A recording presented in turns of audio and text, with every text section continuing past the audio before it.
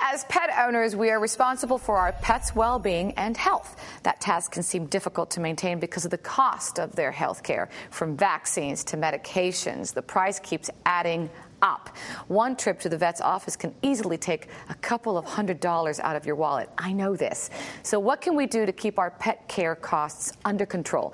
In this part 2 of our My Pet series with North American Pet Health Insurance, Dr. Bernadine Cruz reveals the answer. Good morning. Good morning to you. Welcome back. Who do we have here? This is Diamond, and Diamond's a little girl. She's about 5 years of age, and she is the cutest little Pekingese in the entire world. She is darling. So we're going to talk about Diamond and pets, and I've got a little toy poodle, and we've experienced a lot of medical costs in the last year. It happens. And I've been flabbergasted. What can we do to minimize the cost and make it easier on us? One of the most important things that you can do is do wellness exams at home. You can do it every 30 days. How would I do that? See, I've never done that. Well, we're supposed to give our own selves a breast exam once a month, and sometimes we kind of forget about it. Yes, but with your pet, great idea to do. So you want to use your senses. You want to look, you want to hear, you want to smell, you don't have to taste. So with this little kid, probably the best thing to start from the tip of the nose to the tip of the tail. Okay, so let's how do does that. the skin and coat look overall? So it looks in pretty good condition. You're looking at the skin. Do you see dandruff? Do you see fleas or ticks? That's what you're looking for. Right. Okay. Do you see red spotchy areas, things such as that? So from the tip of the nose, clean little nose, bright, shiny little eyes. Aren't they cute? Yes. So cute. You want to look in those ears. Now, a veterinarian, such as myself, would use an otoscope to look in there, but you don't have to. No. Because one of the things that you can do, does the ear skin look pink and flat, and does it smell? It doesn't smell of anything. Doesn't smell at all. It shouldn't. My dog has a lot of little hairs inside. Am I supposed to take those out? There's controversy on that, but I think it's a good idea because it helps the air flow through the ears. You and I have an ear canal that goes straight in. For a dog, it goes alongside of their face. Right about here, it takes almost a right angle turn into the skull. So when you bathe them, make sure you bathe them from the neck back. Don't get water in those little ears. Stick cotton balls in there. And if you have to wash, for instance, Diamond gets dirty, close that side, wash, this side, wash. And then ask your veterinarian for a good ear cleaner. Not ear medication, ear cleaner. Right. And you flood the canal, massage it around, clean it out with a cotton ball. Don't use Q-tips. No. It's probably safer. Right. One thing that I know is very important are the teeth. Yes. That's imperative. And most people don't look. They somewhat guesstimate that about 75% of all pets over 4 years of age have some degree of periodontal dental disease. And bad teeth can poison the entire body. So what to do? Most people just look at these little guys here in front.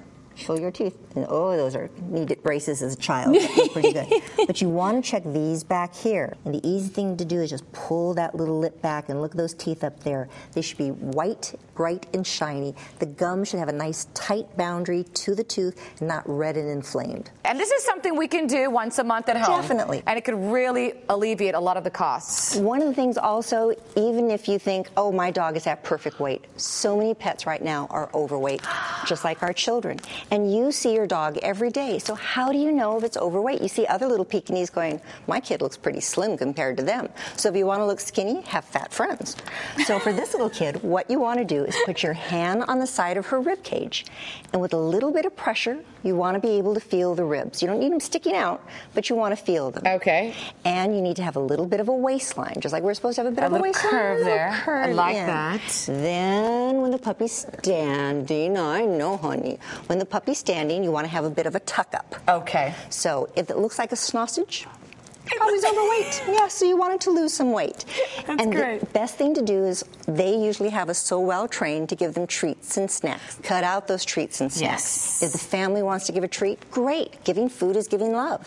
But instead of the things that you buy at the grocery store, try carrots or green beans or a little bit of apple. Something healthy, just like we do for our children. Right. And the carrots are great for the teeth because being a hard vegetable, it breaks down the biofilm, the slime that builds up on the teeth.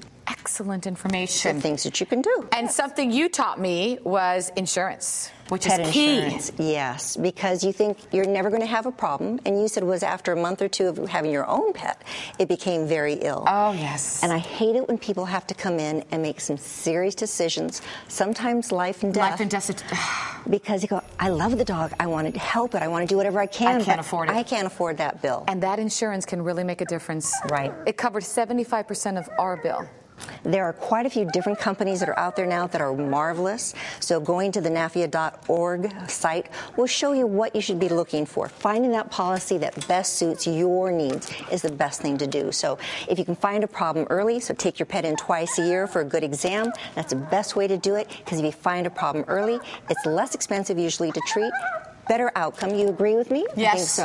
All right. Preventative. That's what she's saying. Preventative. And as you're doing those monthly exams, keep a little diary, because you go into the vet and you go, I forgot to say that. Right. Write it down. Exactly. Thank you so much. My pleasure. Lots of fun. I appreciate it. Diamond, thank you. You were such a cutie. Good girl. She's a keeper.